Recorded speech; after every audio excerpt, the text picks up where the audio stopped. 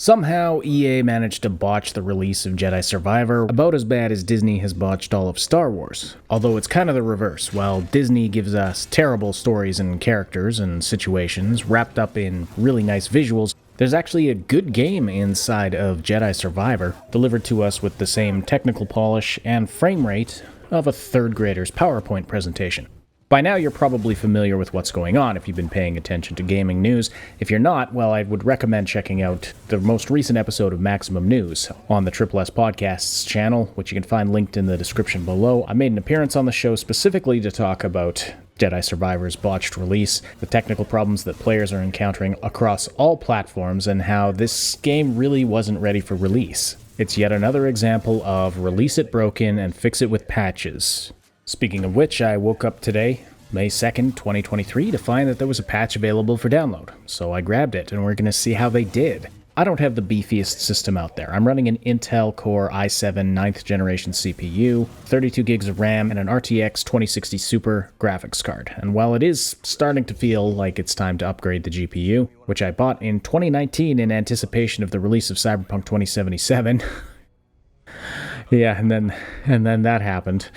Anyway, I've got no trouble running most brand new games at really good quality, the second highest if not highest quality settings at 1080p 60 frames per second, which is enough for me. I'm happy with that. I'm a low maintenance gamer.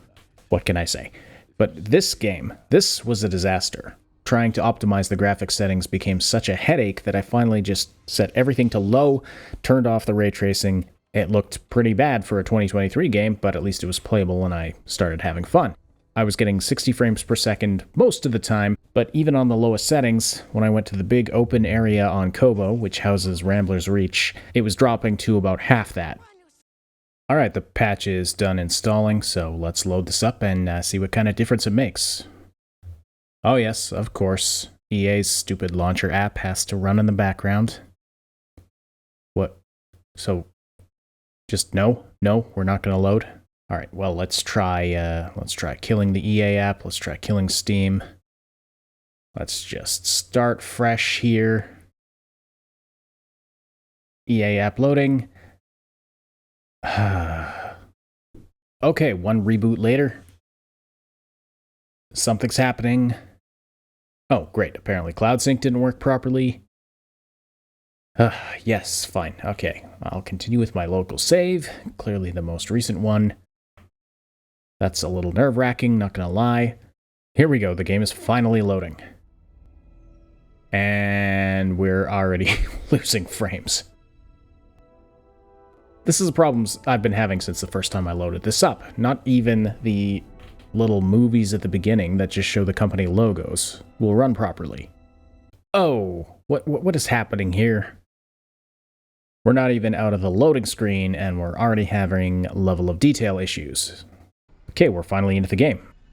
I'm on the Shattered Moon right now, but this is not a good place to test out the quality settings, although you can see this kind of looks like crap. What happened there? BD1 just kind of teleported. This holo map just looks atrocious. I don't see any reason why a wireframe map should look this bad, even on low settings. And spoiler alert, it continues to look bad even on the best settings. Okay, we're finally here in Rambler's Reach, and this is already this is so much better. I was hoping that my frame rate counter would actually appear on the screen for this, but it doesn't for some reason. But I am getting a smooth experience, 60 frames per second. Of course, the graphics still look terrible, especially when you look at Cal up close. So let's try bumping up the graphics. Let's find a good spot to test things out. We'll bump up the graphics and see how we do. Running out into the Badlands. Frame rate still pretty good. Sorry, pardon me while I Jedi these fools.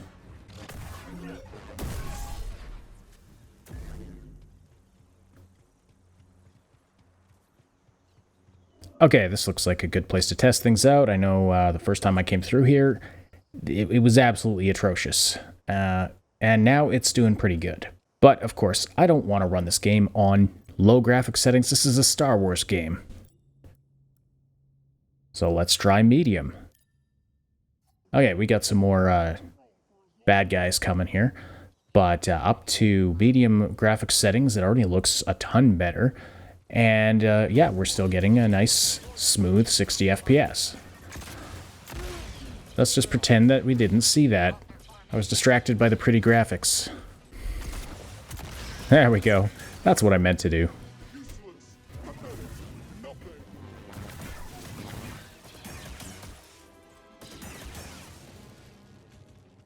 He died from shock at how good this looks and how well this is running. Let's try high.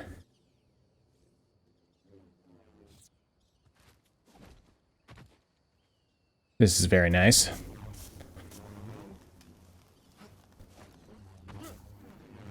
Okay, clearly this patch has made a significant improvement because there is no way this would be running this well in the release version, the pre-patched version. We're gonna try Epic. I feel like I am pushing my luck here a little bit.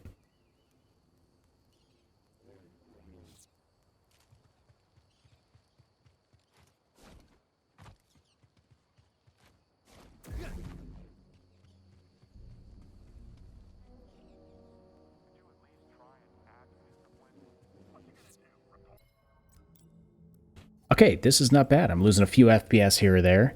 What happens if we turn off the AMD Fidelity FX Super Resolution 2? Oh no. No, put it back on. Put it back on. Put it back on.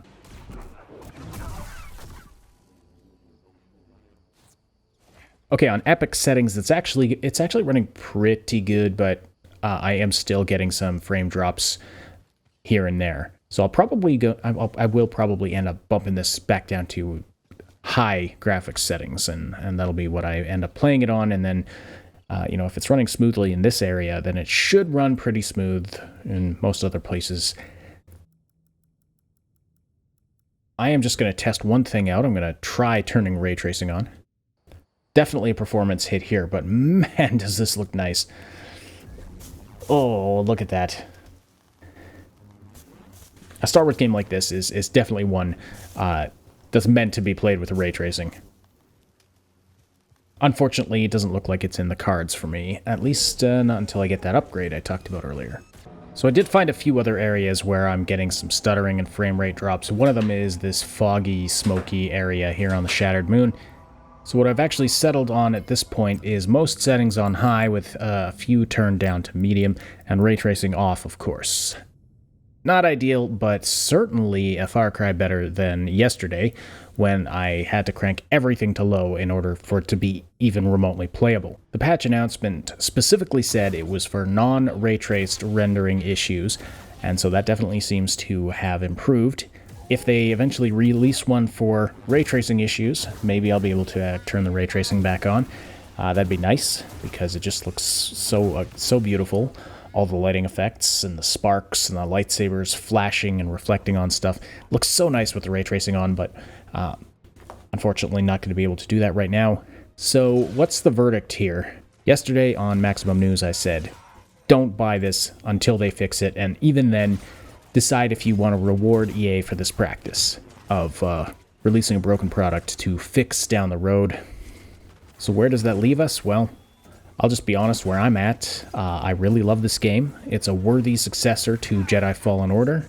At least so far it is, and with some of the technical issues out of the way, I will definitely be able to have a better assessment of that in the near future, but so far it's looking really good. It just needed more time in the oven to work out these technical bugs, and it's disappointing that they didn't do that. It's disappointing that EA didn't put in the proper time to have QA done properly on this, and I think there's still a lot more room for improvement. There are more patches coming, so I'm still at the point where I'm going to say, don't buy this yet. EA released a broken product. We should not be rewarding them for that, and as a matter of fact, you might want to consider if you actually want to buy this period.